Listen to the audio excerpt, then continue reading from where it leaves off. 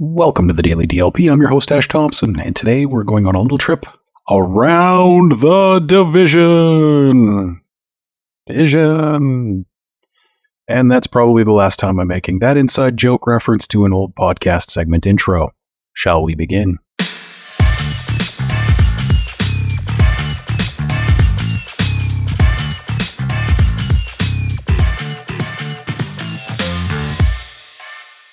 The Vikings took on the Eagles in a Thursday night game. Turnovers continued to be an issue with an early special teams fumble and then an Alexander Mattison fumble before the end of the first quarter. And the Vikings could not contain the Eagles running backs, which bodes well for a coming party out for Gibbs on a future date. Their defense, however, did do a great job of bottling up Jalen Hurts on called running plays that were not sneaks. Just when they went for the QB draw on purpose, it did not work. Justin Jefferson and TJ Hawkinson appear to be the entire Vikings offense right now. Whenever they try anything else, it seems to pretty much not go super well.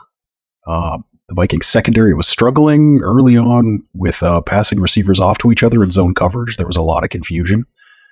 And that's part of why they went into the half down 6. They got the ball back, but the turnovers continued. Their first drive of the second half started on their own 25-yard line, and the second drive of the second half started on the Vikings' 6-yard line after yet another fumble. 2 plays later, the Vikings were down 20-7. They responded to that with 2 consecutive passes to Alexander Mattison for negative yards, and then after a quick 3-and-out, they gave up a 64-yard touchdown pass to Devontae Smith to go down by 20 at the 10-minute mark of the third quarter. And that, folks, was the game. The rest of this all happened facing a defense that was basically on autopilot and an offense that was just killing the clock to run out the time.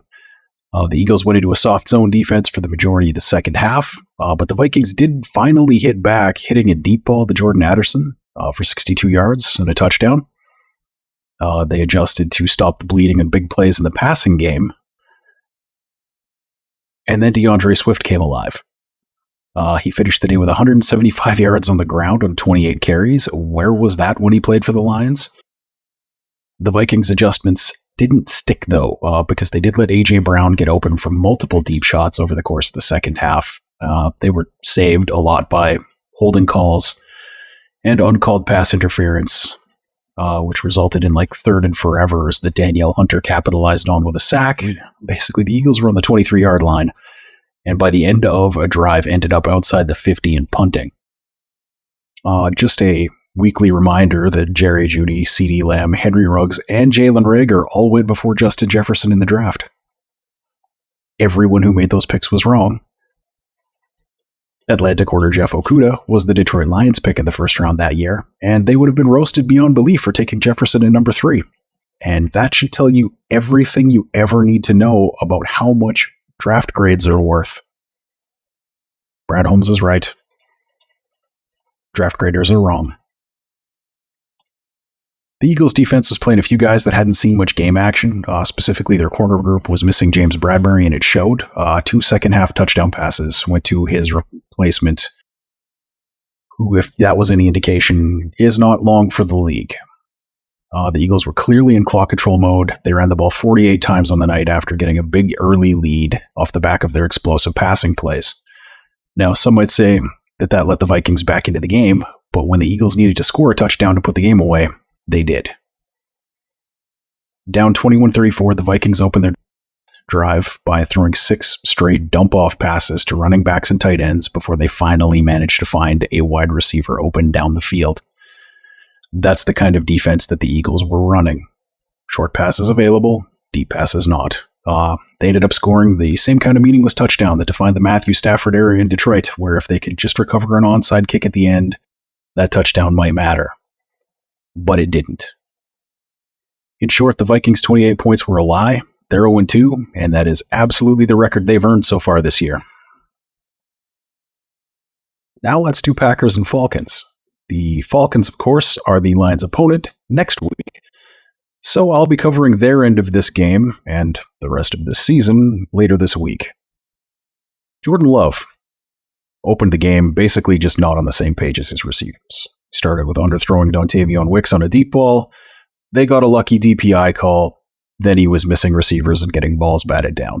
That was basically the theme of the first quarter. The biggest play that the Packers offense managed was a long scramble by Love. That first touchdown pass to Jaden Reed is fake. Shovel passes with less than 1 air yard exist basically to prop up young quarterback stats. Love showed some chemistry with Luke Musgrave as the game developed. He did make some nice throws, but he was most effective when a Packers wide receiver was wide open and he got time. When those two things clicked in, he got the job done pretty much all day. That's not something super common. But in Love's defense, the fact that all 3 of his touchdown passes were to rookie wide receivers tells you a lot. He developed chemistry as the game went on, as has been the theme, but that basically disappeared completely when the fourth quarter started. Suddenly throws were wide, they were high, and they went to defenders as often as they were accurately thrown to receivers. But defenders can't catch. That's why they're defenders.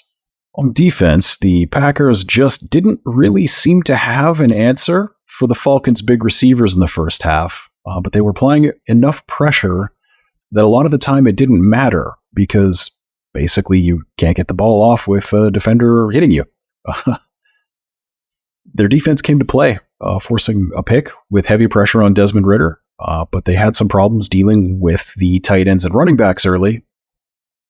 And on most of the plays where they had the opportunity to force a turnover, they failed to do it. They did drop a few interceptions in this game, some of which are pretty easy ones.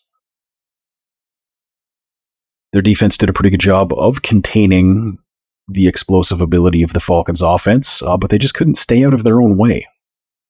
2 touchdown drives were extended by long pass interference penalties that kept the Falcons in the game.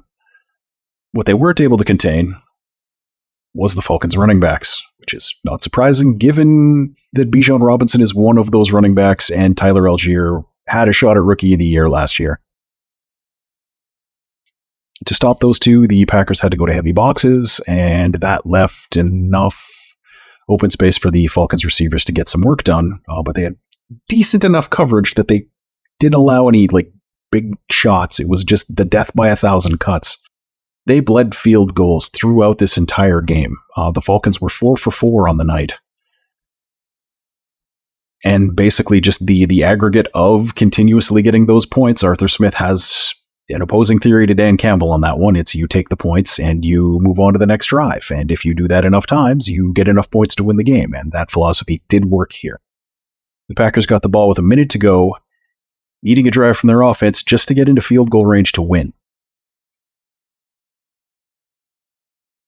Jordan Love and the Packers receivers responded with 4 incompletions and a turnover on downs. The Packers dropped to 1-1 on the season, with both sides coming undone in the fourth quarter. And no matter what happens in the Lions season this year, this is going to be my favorite topic every week. Let's talk about the Chicago Bears. They dropped an interception early that might have changed the day on the opening play. They gave up an opening drive field goal that pretty much featured exactly how easy it is to game plan against a Matt Eberflus defense. It's just a basic cover 2 with no wrinkles and nothing special happening.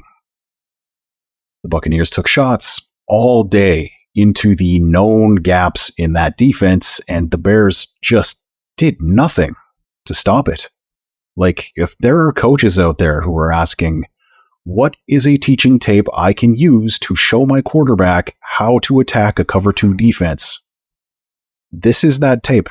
Show them this. Because Eberflus seems to be relying on his guys winning matchups within his scheme rather than planning for how offenses might attack that scheme and tweaking things accordingly. And the Bears' defensive backs are not going to win against Mike Evans and Chris Godwin all that often. It's just not a likely thing. The Bucs' interior offensive line was able to push the slim and trim defenders on the interior of the Bears' D-line all day in the running game. Now, let's just dump on the Bears' offense a little bit here. None of the little things are taken care of in this Bears scheme.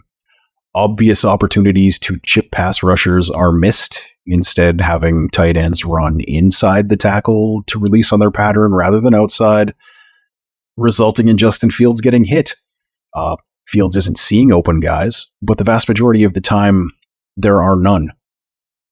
The receivers on the backside of plays are jogging. Like it's just, this is the most unprofessional thing I think I've ever seen. The Chicago Bears offense. Like, it is ridiculous. The players, the coaching, all of it. Like, how can you run a wide receiver screen pass on 3rd and 9 and not account for the play side linebacker in your blocking when that play side linebacker is going to be either Levante David or Devin White? Those two guys are both going to chase down your screen pass every single time. It's just a thing that you know is going to happen if you don't take care of it. And the Bears were not taking care of it today, or this week. 6 minutes to go in the second quarter, the Bears had managed negative yardage since their opening drive. Like, I think we've reached a point where it's painfully clear that what Justin Fields needs is an offense that is based on 3-step, quick drop reads, or he runs, and then bootlegs as the thing to go around that, working off of their play action game. Whether you can make that an acceptable NFL offense or not doesn't matter. That's what he can do right now. And instead, they have an offensive coaching staff that's trying to turn him into Jared Goff. And brother, he ain't Jared Goff. Whereas Goff's going to make the right read and quickly get the ball out. We're talking new Jared Goff, not like 18, 19, 20, 21 Jared Goff. He makes the reads quickly and gets the ball out. Fields works his progressions to a T in order with seemingly no pre-snap reads at all. Like, that's just what it looks like to me. There's plenty of odd times on film where there's a player who is in a spot to very likely be open and you can see it pre-snap. Like when there's a slot receiver on the left side and there is nobody on the left side to cover him but a safety that's 15 yards off the ball and that receiver is running a 5-yard out, that's going to be open every time. But because the play is designed to go to the other side of the field, Fields is going 1, 2, 3. Oh, look, I'm getting hit. Don't give the Bears coaching staff credit for that open man. They didn't design it to get it to him. He's the 4th read on that play. He was not supposed to be open, and Fields is never going to see the backside slot guy running out there for that play. What their offense seems to be based on is 7-step drops to get swing passes to running backs and tight ends.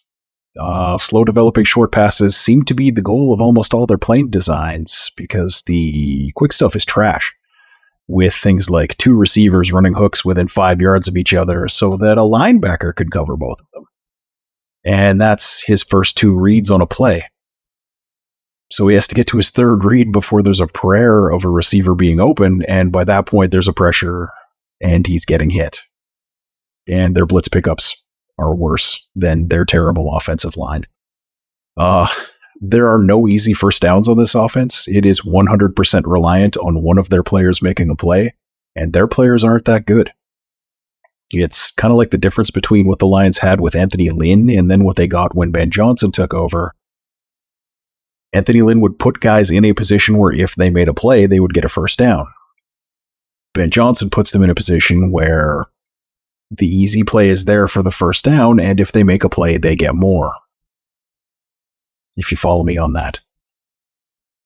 The Lions lost, but they didn't lose any ground in the division race. The Packers and the Lions are tied at 1-1, while the Vikings and Bears are both 0-2. 2 weeks in, this division looks like the weak division that national pundits were saying it probably was before the season started, with nobody stepping up to take command, as we were all hoping that the Lions would do.